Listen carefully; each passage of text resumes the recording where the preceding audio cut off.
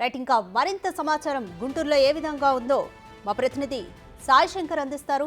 Right Sai Shankar, గుంటూరులో కూడా మధ్యాహ్నానికైనా అసలు అన్ని చోట్ల ఏపీలో మధ్యాహ్నానికైనా ఈ పెన్షన్ల పంపిణీ ప్రారంభమవుతుందా లేదా అన్న ఒక సందిగ్ధత అయితే నెలకొంది. గుంటూరులో ఏ విధంగా ఉంది? ప్రస్తుతం రాధిక గుంటూరులో కూడా సేమ్ సిచ్యువేషన్ కొనసాగుతున్నటువంటి పరిస్థితి ఉంది. పెన్షన్ పంపిణీకి సంబంధించి 3వ తారీఖు డిస్ట్రిబ్యూషన్ స్టార్ట్ అవుతుంది అనే విధంగా చెప్పిన నేపథ్యంలో ప్రస్తుతం మనం చూస్తున్నాం సచివాలయాల గుంటూరు పరిధిలో ఉన్నటువంటి 143 సచివాలయానికి పెద్ద ఎత్తున కూడా పెన్షన్దారులు రావడం జరిగింది. కానీ ఇక్కడ సిబ్బంది అయితే వచ్చిన తర్వాత ఒక అంశం చెప్తున్నారు, ఇంకా డబ్బులు అనేది మాకు రాలేనటువంటి పరిస్థితి ఉంది, మేము ఇప్పుడైతే డిస్ట్రిబ్యూట్ చేయలేము అనే విధంగా కూడా వాళ్ళు చెప్తున్న నేపథ్యంలో వృద్ధులు అయితే చాలా మంది వచ్చి ఉన్నారు. అమ్మ, ఎక్కడి నుంచి వస్తున్నారు? ఏమని చెప్పారు? డబ్బులు రాలేదు చేస్తున్నారు. ఒకప్పుడు మాత్రం 1వ తారీఖు వచ్చేసేదా? ఇప్పుడు 1వ తారీఖు ఇప్పుడు మీకు ముందు చెప్పలేదా ఏ టైంకి రావాలి, ఎన్నింటికి రావాలని? చెప్పలేదయ్యా. మీకు అంటే మీకు చెప్పారా? చెప్పలేదయ్యా. అంటే మీతో కోఆర్డినేషన్ చేసి ఫోన్లు చేసి చెప్పామని విధంగా చెప్తున్నారు అధికారులు. అది 18వ లైను, ఇక్కడికి వెళ్ళండి అని చెప్పారు. ఎంత దూరం నుంచి వచ్చారు ఇక్కడికి? అది 18వ లైన్ ఆలుకాయ నుంచి. మీరమ్మా, మీరు ఎక్కడి నుంచి వస్తున్నారు? మేము కూడా ఇక్కడి నుంచి ఎన్నింటికి వచ్చారు ఇక్కడికి? 9:30కి వచ్చాం.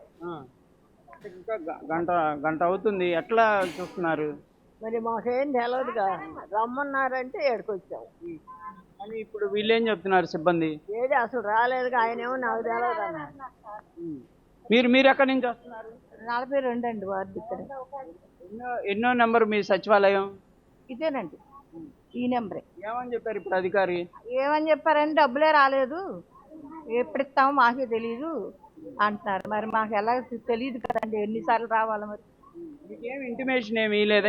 లేదండి, ఈ రోజు వస్తాం, ఈ రోజు అయినా కొంతమంది నడవలేని వాళ్ళు ఇట్లా ఉన్న వాళ్ళకి మీకు ఇంటి దగ్గరకు వచ్చి ఇవ్వాలనే విధంగా చెప్పారు కదా, మీకేం చెప్పలేదా?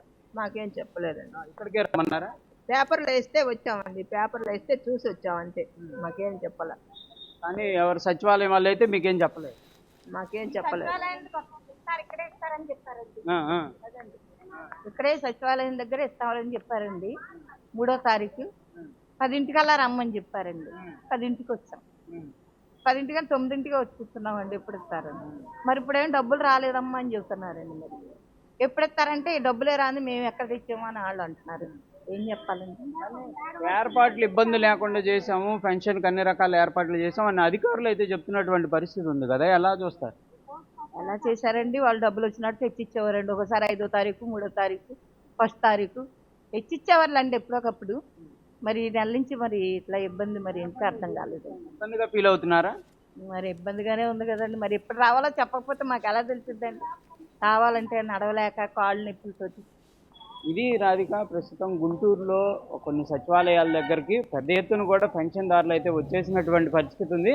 వాళ్ళకి సరైనటువంటి కోఆర్డినేషన్ లేనటువంటి నేపథ్యంలో వాళ్ళు ఇక్కడైతే పడిగాపులుగా వస్తున్నటువంటి పరిస్థితి ప్రస్తుతం కనిపిస్తుంది. కానీ వీళ్ళకి పెన్షన్ ఎప్పుడు వస్తుంది ఏంటి అనేది కూడా తెలియని పరిస్థితి. కనీసం కోఆర్డినేషన్ చేసేటటువంటి అధికారులు వీళ్ళకి చెప్పేటటువంటి సిచ్యువేషన్ లేదు. ఎప్పుడు డబ్బులు వస్తే అప్పుడు తెచ్చిస్తాము అనే విధంగా కూడా వాళ్ళు చెప్తున్నటువంటి పరిస్థితి అయితే ప్రస్తుతం గుంటూరు పరిధిలో అనేక సచివాలయాల్లో కొనసాగుతున్నటువంటి పరిస్థితి.